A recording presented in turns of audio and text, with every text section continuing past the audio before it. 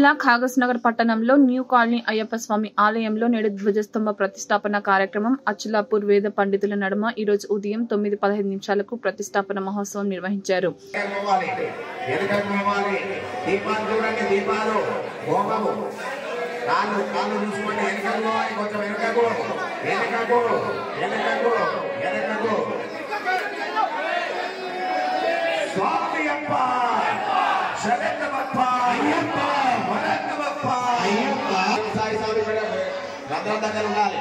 ఇట్లా ముగడిగా